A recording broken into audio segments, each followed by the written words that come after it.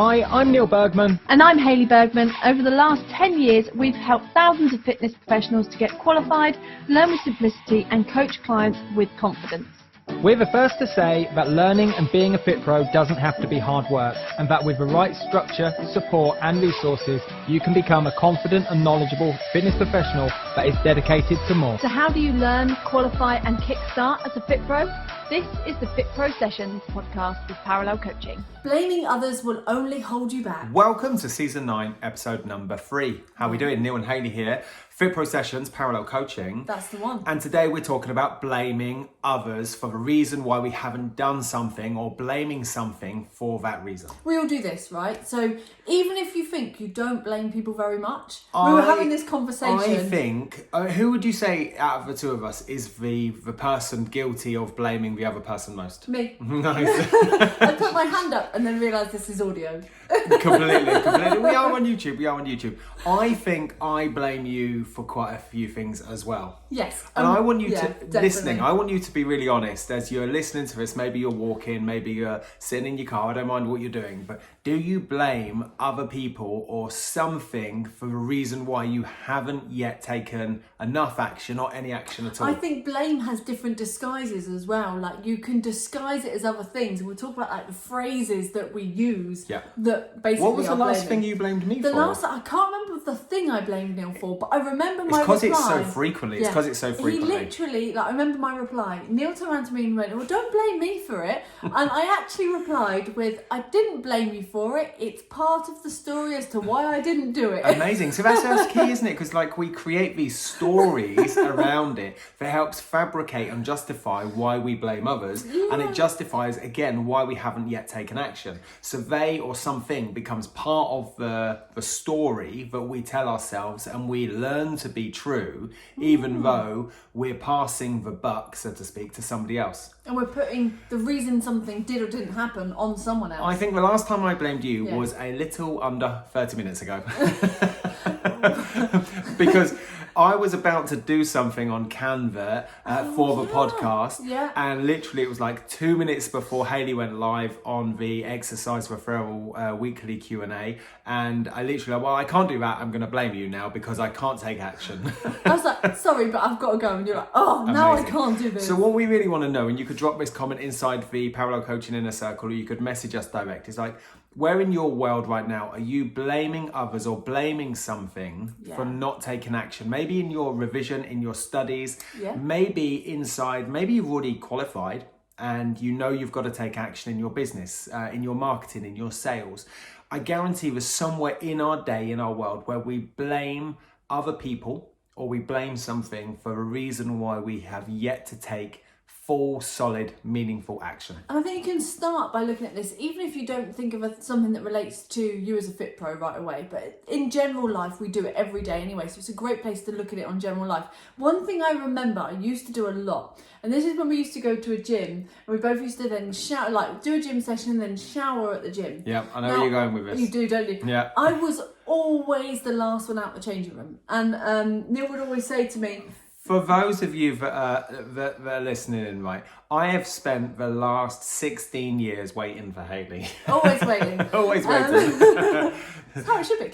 There we go, carry on. Carry on with your story, blaming me, go for I'd it. always be the last one out of the changing rooms.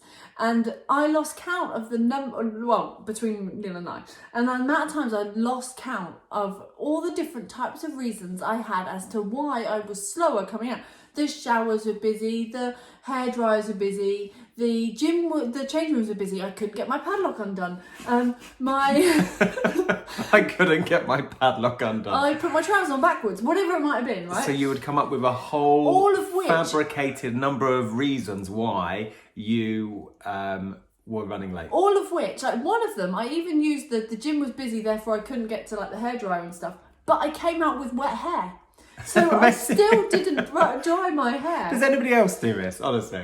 I'm sure there'll be people. So I want to say that we could look at, say, the blame as an excuse. Is that fair? Yeah. Okay, so you were excusing yourself from being late. Excusing the result you did or didn't get as a result of a blame of something else. Completely. So I've got a nice list and I'm going to read them off my notes off screen. Yeah. So the first one, I think I hear an awful lot inside the world of revision and study and progression as a Fit Pro is I haven't got time. Okay, so Definitely. I haven't got time. Let's just run down a few of these and then we'll pick some of them out. So the other thing is once somebody is like newly qualified, but yet they still know they need to continue learning or they're still enrolled on a course, the biggest excuse or blame I hear is I need to focus on my career.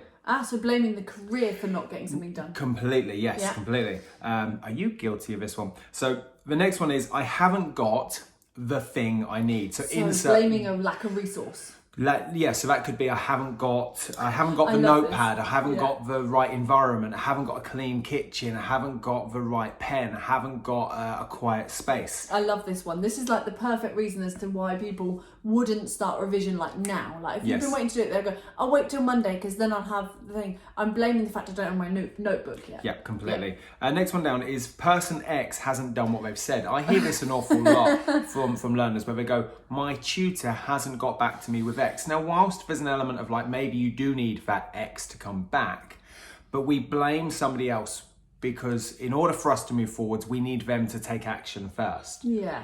Whereas later on, we're going to establish that actually we need to just take action regardless of what other people are doing because I can't control the other person. Yeah. Next one down, I'm too busy with X. So like the busyness, like excuse for busyness reason. The busy badge. The busy badge.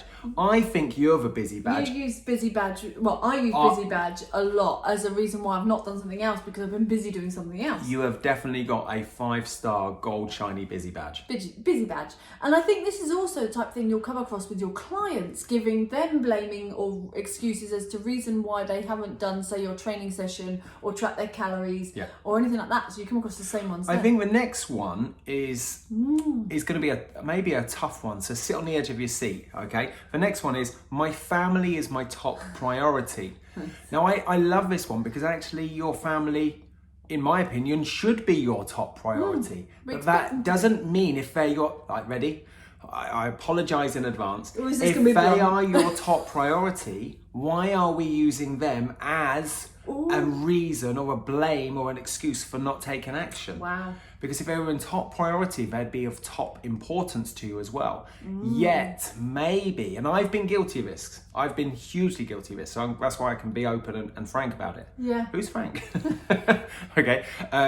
By saying, he's not a member of the family, by the way. Frank, no, completely.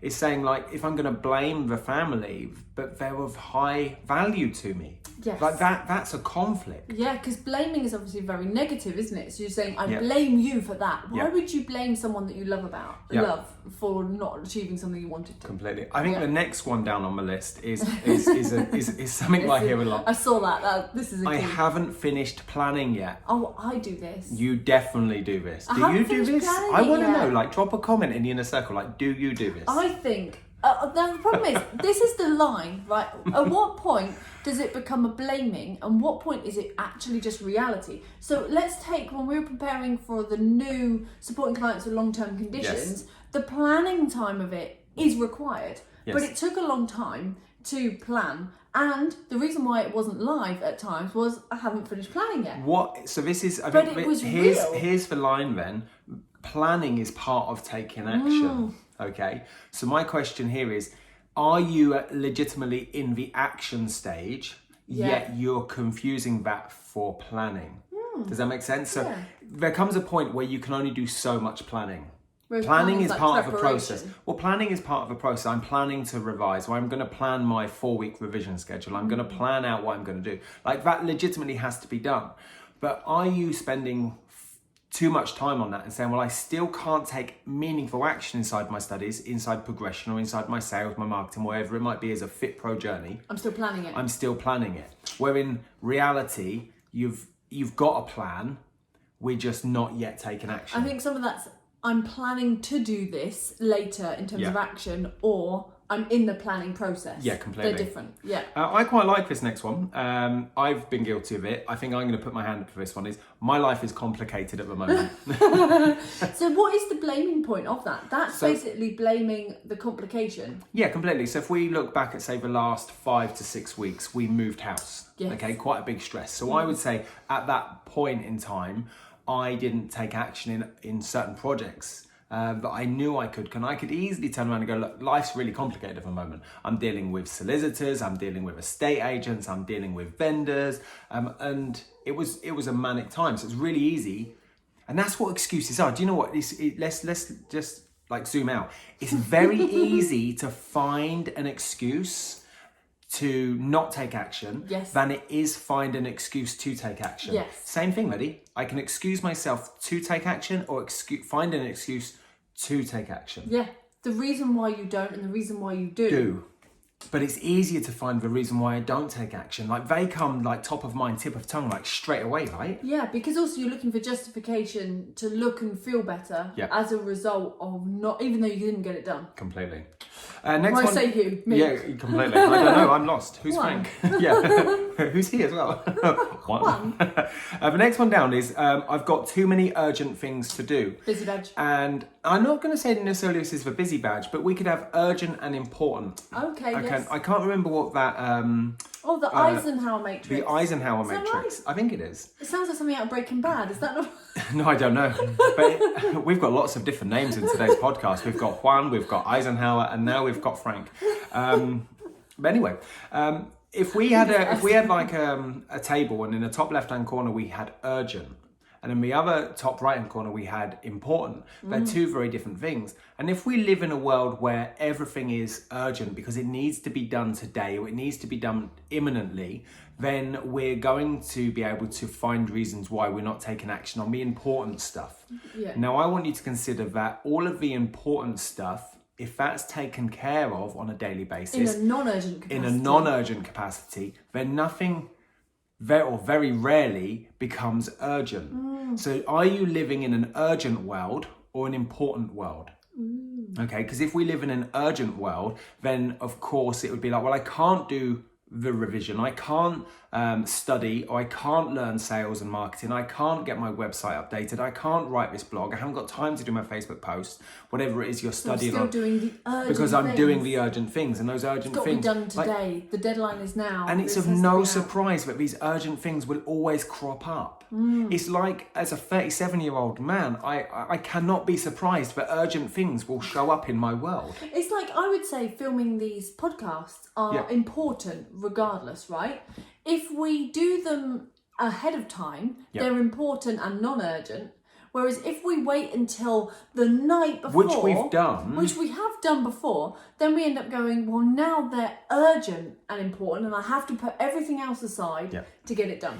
Last deadlines. I really like the next reason why we blame others or blame something to not take an action, and it's too risky. Ooh. So this conjures up straight away for me like this fear of failure or fear of success. And so if something is too risky, like let's say, for example, I take action at creating, let's say I take action in learning about a signature product. Let's say, for example, you take action inside our Fitness Business Kickstarter and you learn about a signature product.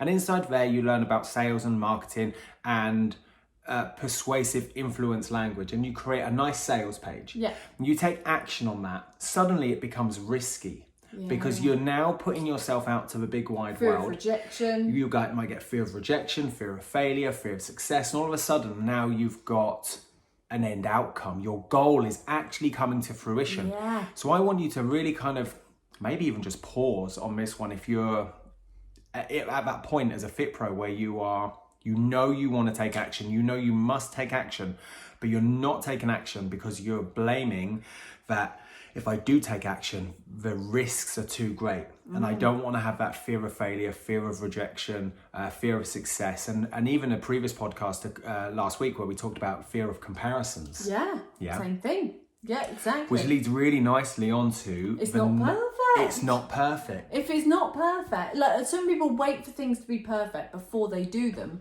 because they don't want people to see the mistakes and the problems that exist, or they think that those mistakes and problems are bad. Which goes back to your Malteser analogy in last week's podcast. In the comparisons one, because if it's not perfect, people will see the crumbly interior as opposed to the nice, smooth, glazed chocolate Malteser. Maltesers with Juan and Pablo and whoever the other people are in this podcast. Montoya. Yeah, completely. Welcome to the world of Neil and Hayley. It's like you're here with us, just in the office. I'm really just enjoying this one today, but it's not perfect. It would be like blaming. It's not a perfect environment. It's not the perfect temperature. It's not the perfect setting. I've not made the perfect plan. It's not the perfect plan. I've not created the perfect post. I've not created the perfect book. Whatever it is you're doing right now. It's not the perfect time of day. It's not. You know you could legitimately I'm revise. not perfectly ready to get 100%. Yeah, completely. You could legitimately be in your car waiting to pick your kids up from school and only have 5 minutes. Okay, it could be raining outside and you're sitting there and you've had a busy day and you're just like, the last thing on your mind is like revision, but you know you've got to do it, or you know you must do it, or actually maybe you really want to do it, but you're like, it's not a perfect environment. But actually, you could literally just put an MP3 on and go, bam, there's 5 minutes. You might just extract one thing about the heart and lungs, or one thing about muscles or origins, and whatever it might be. It's not perfect. It's not perfect, but it's done. And you're moving forwards. Perfect. Yeah, lovely. Perfect. Yeah, completely. Next one is, I don't know the right people. Oh, I like that. Tell me why. Because you're blaming the fact of not knowing somebody as a reason as to why you're doing it on your own, and therefore you don't have a lucky break. Oh. So I quite like that. I don't know the right people. I don't know the right people. I can't put my foot in the door, whereas other people do get that. Which and would that's be like the for, comparison stuff. Yeah, again. which would go back to maybe like maybe you're a newly qualified fit pro and you want to get your foot in the door with a local gym. Maybe you want to get a local gym job or studio job, and you're like, I don't know the right people to get my foot in the door. Yeah. And so we blame the environment, we blame others, we blame the gym, we blame the fitness industry. Suddenly we make this really global and we zoom out 10,000 foot, and suddenly the very industry we wanted to get into becomes like the bittersweet devil that we know. And we start to resent the industry before we've even getting going. Yeah.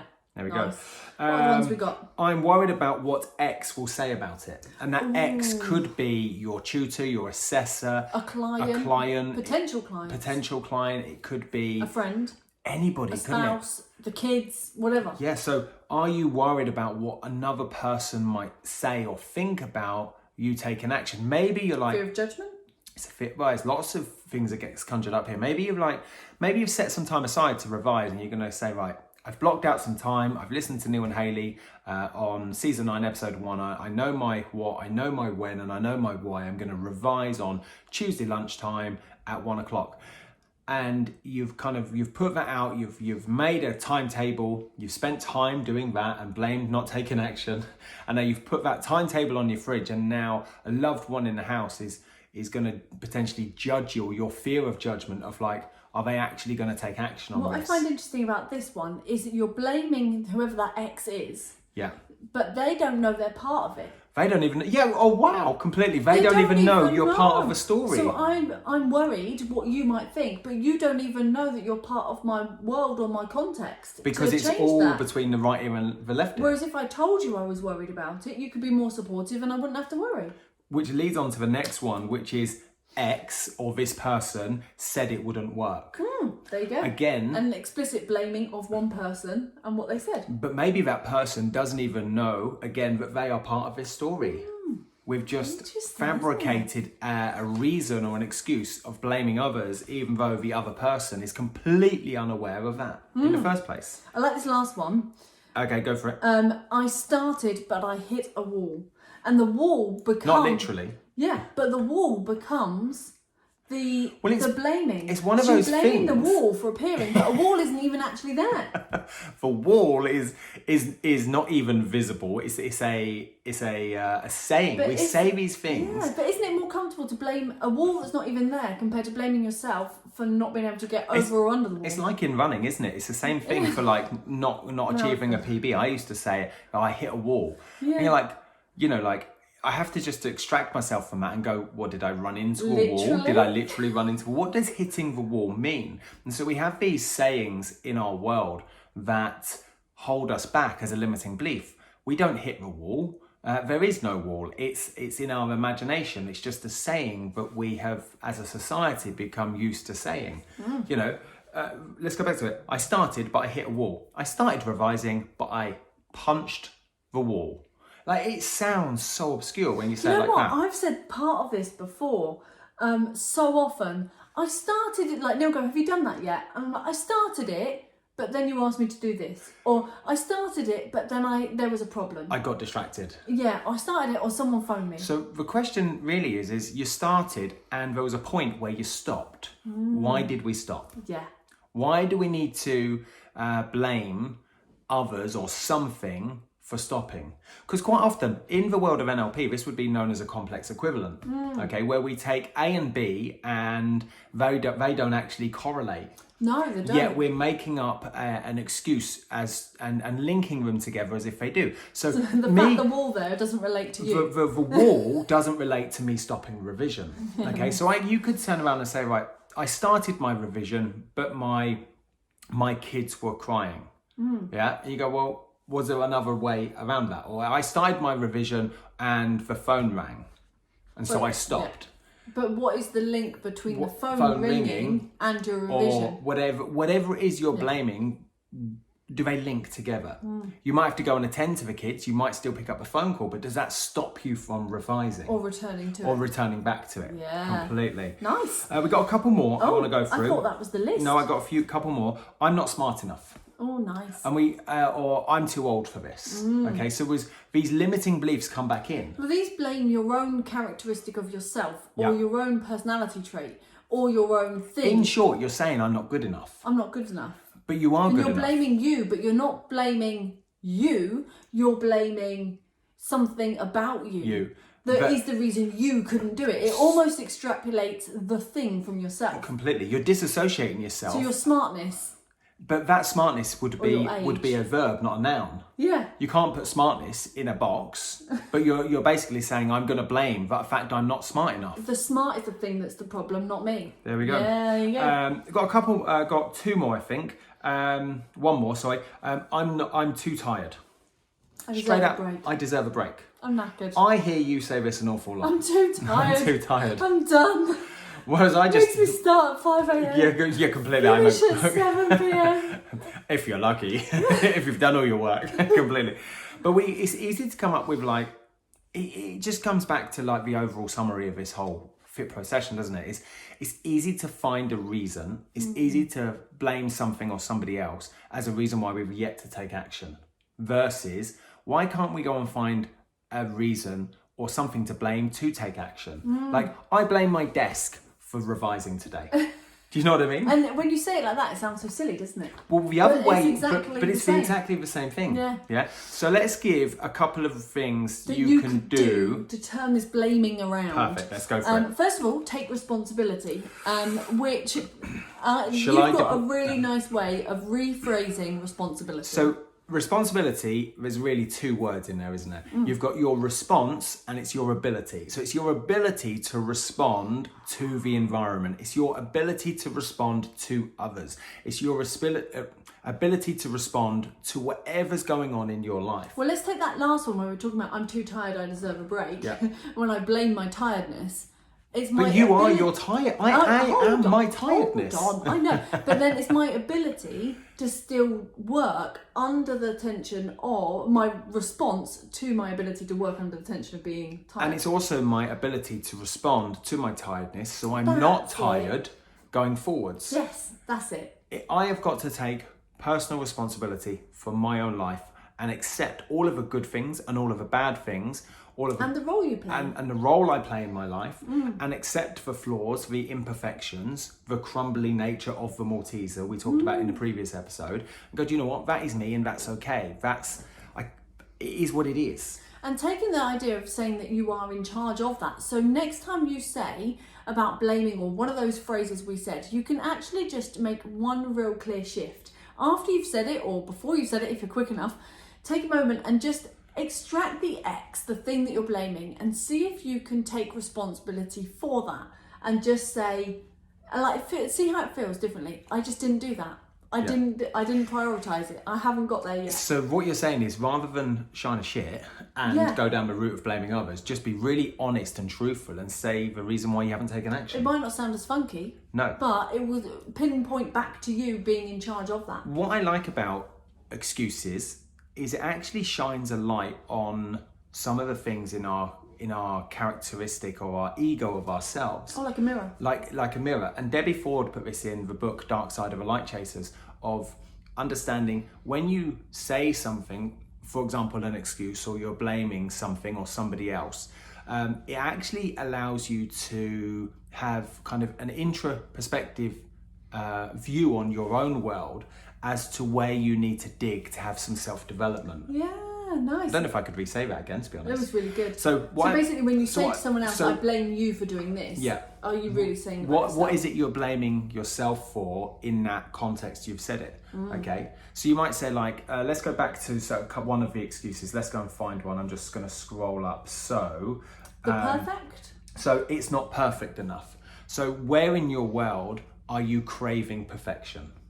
Yeah. What's not perfect What's enough? not perfect enough? Something external of you, but maybe. So we're making we verbalize and we learn what we hear ourselves say about blaming something or somebody else, and yet that is a golden opportunity for us to shine that blame back on ourselves, to take responsibility for that, but also have some introspective work and self-development to say, well, where else in my world am I craving perfection, or do I not allow perfection to come through?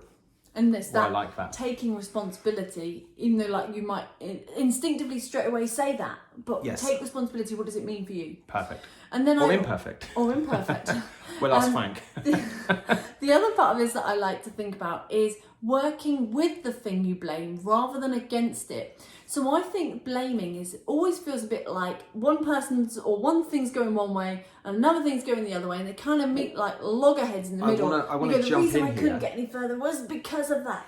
What Hayley's doing, if you're looking on screen now, and I'll try and narrate it for those people just listening. It's like two snags with their head butt together. So Hayley's got her fists clenched and pushing against each other. So Hayley's left hand over here, okay, is pushing against her right hand. So one is reacting and one is responding. Okay, so there's a reaction because there's a contraction in the muscle, whilst the other one is responding, and it's the ability to respond. So here we have a functional antagonist, the yin and yang, the bicep and tricep of this podcast episode today, is saying, if you've got responsibility and it's your ability to respond, then there must be some reaction in the first place. Ooh. Amazing. I like this, because this is about working with the thing you blame. Completely. So if there is if something happens and you react to it, rather than react, it's your ability to respond, not react. The idea of like reacting to me kind of means like it all blows up, right? And everything changes. Whereas if you respond and you work with it, then these two things can work in synergy. So for example, that blowing up would be like, I haven't got, something happens in your world whilst you're revising and you're like, oh, I can't do that because it's too noisy in here. And that's that reaction as opposed to your response and saying, well, I'm going to choose a different room to revising. Yeah, exactly. Like something we hear a lot is, it's half term, I can't revise. Yes. AKA the kids are around and they're not going to school as normal. Now, we don't, rather than blaming the kids or half term for the reason why you didn't get your revision, is there any way you can work with it? You knew it was going to happen. It's of no surprise. That's what we said earlier. So how do you work around it and say, well, I know they're going to be there. How do I involve them in my revision? Yeah. How do I help them be part of my own responsibility? So you might bring them into it. I had one lady that done this with her muscle learning, and she had a piece of wallpaper, an old bit of wallpaper. So on the back of it, she drew around her 7-year-old daughter, and then together they labelled all the muscles. Perfect. And it was just a case of them being able to like label muscles, bring them together. So she got revision done, and so it what was you're saying is there's going to be things that we can predict that are going to be like higher risk situations whereby we might not take action in our revision or progress our learning or learn something about sales or marketing as a fit, whatever it might be. But we can predict those are going to happen. And what we're saying is rather than react and say, well, let's blame that and not take action, let's respond and say, I'm still going to take action. I'm going to have some behavioral flexibility in my approach. So rather than do what I usually do, I'm going to maybe tweak it just ever so slightly. And you never know, you might pull off a much more formidable result. I love that. Yeah, that's exactly it. And it changes your perspective. So working with the problem as opposed to blaming the problem, which goes back to the previous point from Debbie Ford about the shining the light back on you, doesn't it? Yeah. It's actually working with it, whatever it is you're blaming or the thing or someone you're blaming, and saying, well, actually, they actually hold the answer. I could work with that. And actually, in doing so, usually there's a really great opportunity there that might change it totally around, and you end up getting a really good result because you had to do it differently. There we go. We really want to know, what is it you consistently blame? Who do you blame? I blame you. Well, that's of no surprise here. Okay, or the thing you blame, or the something you blame. What is that X? You can either drop that comment inside the Inner Circle. Be really open, be really honest. You might be listening to this going, you know, no one really wants to hear the things I blame, but actually by you posting, you could lead the way to helping so many other fit pros just like you. Yeah, perfect. I hope you've enjoyed this one. I have. Yeah, I have too. I've really enjoyed it with Frank and Juan. And all the other people that we've fabricated and made up. The wall that wasn't real. There we go. But it's really enlightening to talk about the blaming and talk about that. So I would love to know what you guys have put in as your blames. Yeah. Share it with us in the Inner Circle. And stop blaming others. Yeah. Because it will hold you back. Yeah. Go and drop a 5-star review. That would be wicked inside iTunes. Yeah, and anywhere else on your social media, just share this podcast. It's very much appreciated. And blaming will only hold you back. See you next time. Bye. Bye. Hi, I'm Neil Bergman. And I'm Hayley Bergman. Over the last 10 years, we've helped thousands of fitness professionals to get qualified, learn with simplicity, and coach clients with confidence. We're the first to say that learning and being a fit pro doesn't have to be hard work, and that with the right structure, support and resources, you can become a confident and knowledgeable fitness professional that is dedicated to more. So how do you learn, qualify and kickstart as a fit pro? This is the Fit Pro Sessions podcast with Parallel Coaching.